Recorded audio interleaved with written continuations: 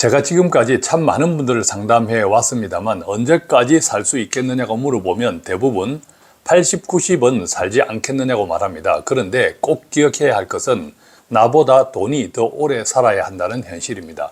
왜 그런지는 달리 설명하지 않겠습니다. 지금 내가 가진 돈이 언제쯤 고갈될 것인지 이것을 사람의 평균 수명과 비교해서 경제 수명이라고 말합니다. 그러니까 나보다 돈이 더 오래 살아야 한다는 것은 나의 평균 수명보다 내가 가진 자산의 경제 수명이 더 길어야 한다는 뜻입니다. 그렇다면 제가 이렇게 질문해 보겠습니다.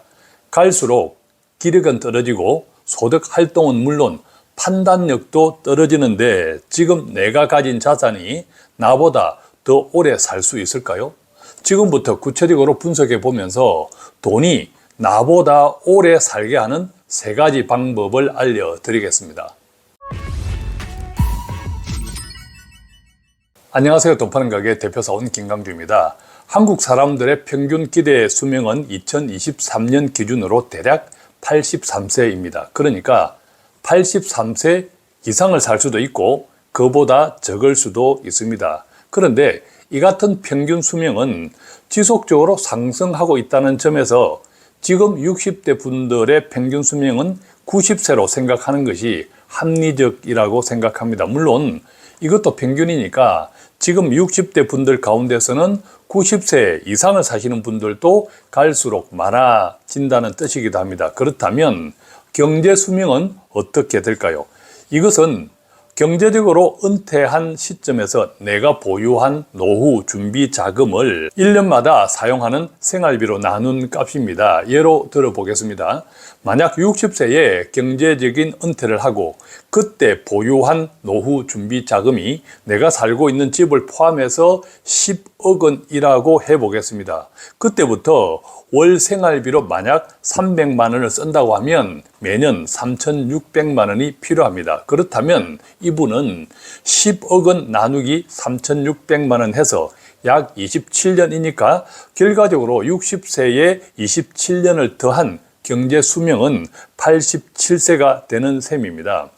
물론 최소한의 은행 이자를 감안해야겠지만 물가, 즉 돈 가치도 그 이상 떨어지는 것을 감안하면 이자가 없는 것으로 계산해도 되겠습니다. 또한 경우에 따라서는 국민연금과 기초연금 등도 함께 따져봐야 하기 때문에 제가 가끔씩 호구조사라고 표현하는 것처럼 개별적인 상황은 저마다 다르겠지요. 그런데 여기서 치명적인 문제는요, 부동산입니다. 예컨대 노후자산 가운데 부동산, 즉 집값이 많으면 이게 오히려 골치거든요. 왜냐하면 아무리 비싼 집이라도 집 자체가 일용할 양식을 제공하는 것은 아니기 때문입니다. 물론 다주택자인 경우는 임대소득도 있겠지만 일반적인 경우는 아니죠. 따라서 노후에는 내가 가진 재산도 중요하지만 그것이 어떤 형태로 구성되어 있는지, 즉 갈수록 기력은 떨어지고 판단력도 떨어지는 노후에 내 재산을 어떻게 구성하는 것이 좋을지가 매우 중요합니다.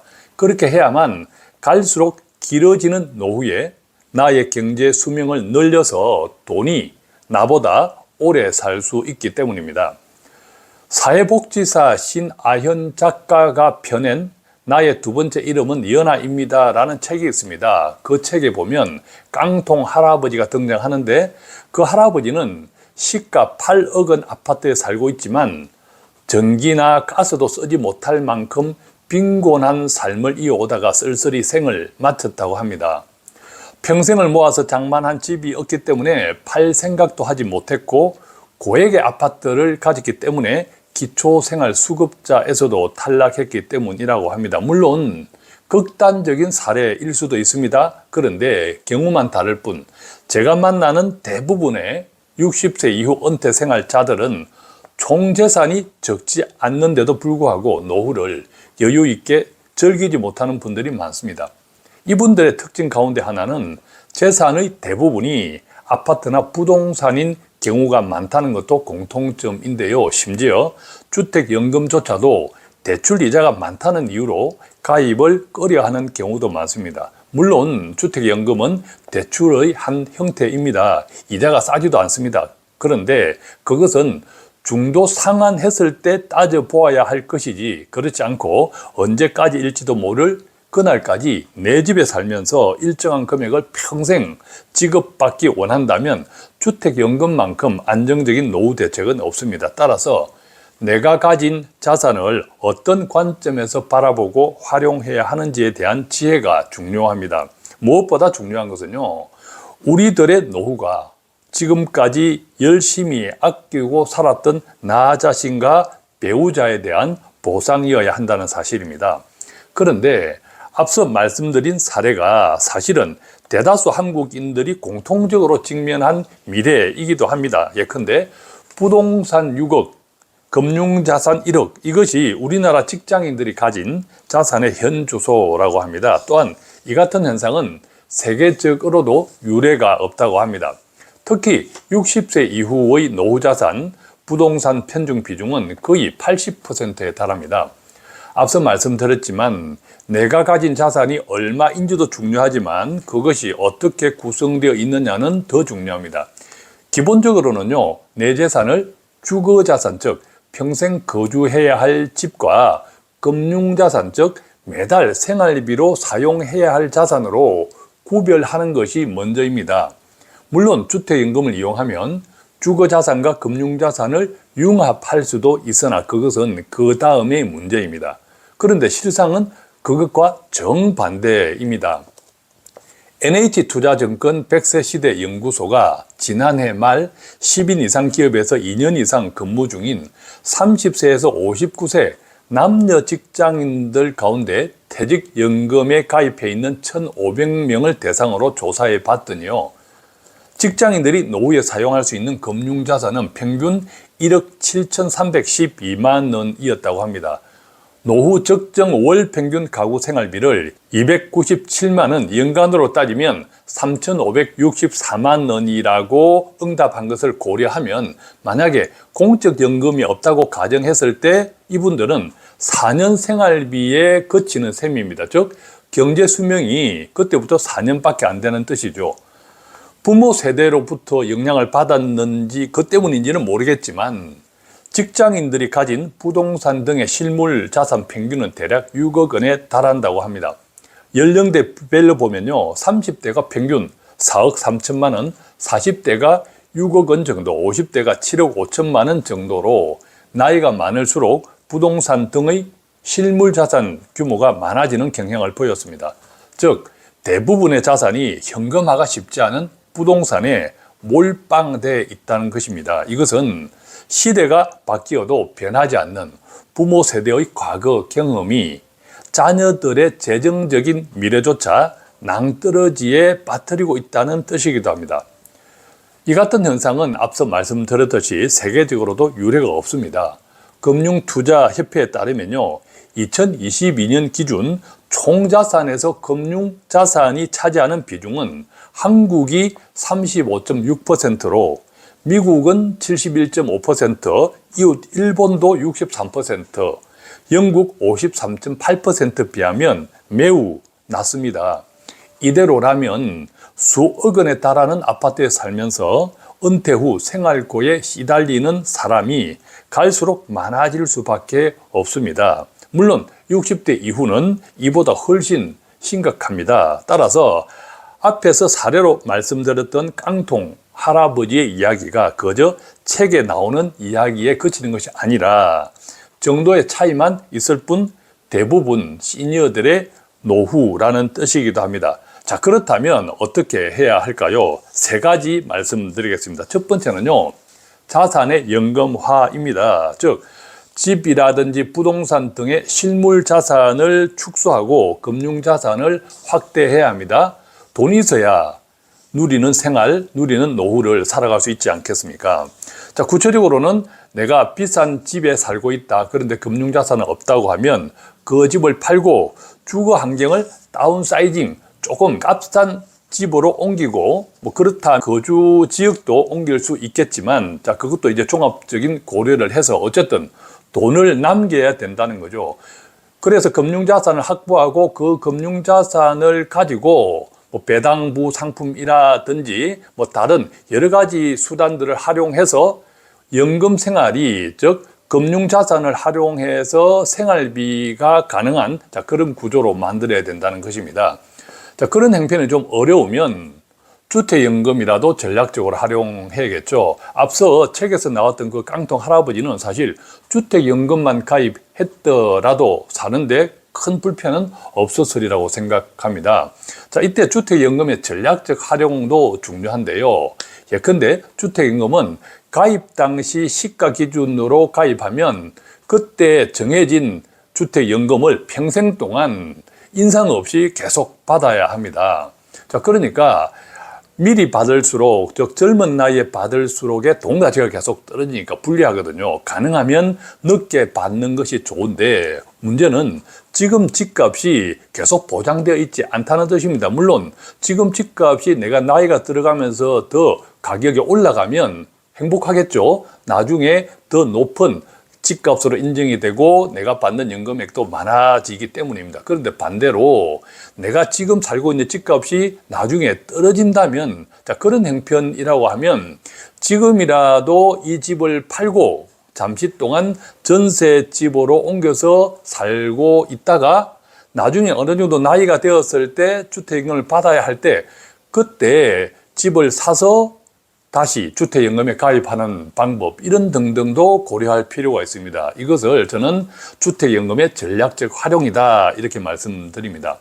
두 번째는요, 만약 금융자산을 그렇다면 어떻게 활용해야 할까? 이것은 결과적으로 노후자산을 운용할 때 나보다 돈이 더 오래 살아야 한다는 목표를 꼭 기억하면 좋겠습니다. 이것을 저는 불리면서 꺼내서는 자산운용이라고 자주 말씀드렸죠. 미국 교회 에피소드를 잠시 말씀드리겠습니다. 제가 크리스찬이거든요. 미국 교회는 한국 교회와 달리 매달 11조라든지 일상적인 헌금이 미국 교회는 조금 인색하다고 알려져 있습니다. 그런데 미국 교회는 일반적으로 한국 교회보다 더 돈이 많습니다. 부자입니다. 왜 그럴까요? 성도들이 돌아가실 때, 사망할 때 교회에 재산을 기부하는 경우가 많기 때문입니다. 그렇다면 왜 돌아가실 때 기부하는 돈이 많을까요? 그것은 앞서 말씀드린 대로 미국인들은 은퇴자금, 노후 자산을 계속 불리면서 꺼내 쓰기 때문입니다. 결과적으로는 노후를 시작할 때보다 돌아가실 때 돈이 오히려 더 많더라. 그래서 큰 돈을 교회에 기부하는 경우가 많으니까 교회가 부자다, 이런 이야기가 있습니다. 그렇다면 미국 사람들은 어떻게 내 돈을 불리면서 꺼냈을까요? 일반적으로는 아주 오래전에는 3사 룰이 있었습니다. 즉, 이 말은 내가 가진 금융자산에서 매년 3%를 찾아 쓰고 남아있는 돈을 4%로 불리는 겁니다. 생각해 보십시오. 남아있는 돈을 4%로 불린다. 그닥 어렵지는 않습니다. 그런데 수십 년이 지난 지금은 금융기법도 훨씬 다양해졌고 무엇보다 유동성, 돈이 엄청나게 증가했죠. 그러다 보니까 돈 가치 하락, 인플레이션도 과거보다 높습니다. 그 결과 지금은 최소한 4, 5룰, 즉 내가 가진 돈을 4% 매년 끄집어 쓰고 남아있는 돈을 5% 불리거나 아니면 5, 6, 즉 내가 가진 돈에서 매년 5%를 끄집어 쓰고 남아있는 돈을 6%, 1% 더해서 6%로 굴린다. 이런 것들이 미국에서 은퇴자산 운용의 기준점이 되어 있습니다. 저는 감히 5,8을 이야기하죠. 5%로 찾아 쓰고 남아있는 돈을 8%로 굴릴 수도 있다, 이런 말씀을 가끔씩 드립니다. 요즘 증권회사에 보면 ETF들 가운데 숫자로 표시되는 ETF들이 있습니다. 그것은 매년 해당 숫자만큼의 배당을 주겠다, 이런 뜻이기도 한데요. 7도 있고 10도 있고 12도 있습니다. 그런데 매년 내가 배당을 많이 받는 것은 좋으나 결과적으로 내 원금이 녹아날 수도 있기 때문에 너무 지나친 배당부 상품에 관심을 가진다면 자칫 위험할 수도 있다는 것도 기억하시고요.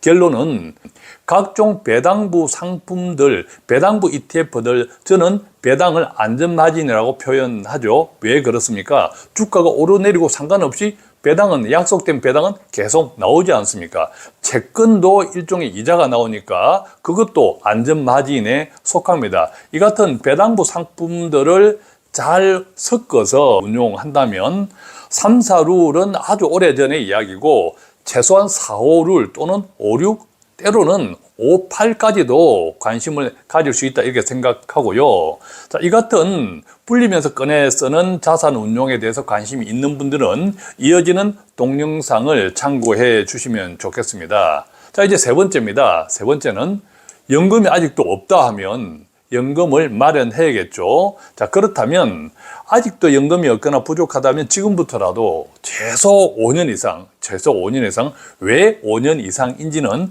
제 책 봉지라면 재테크에서 잘 설명하고 있습니다.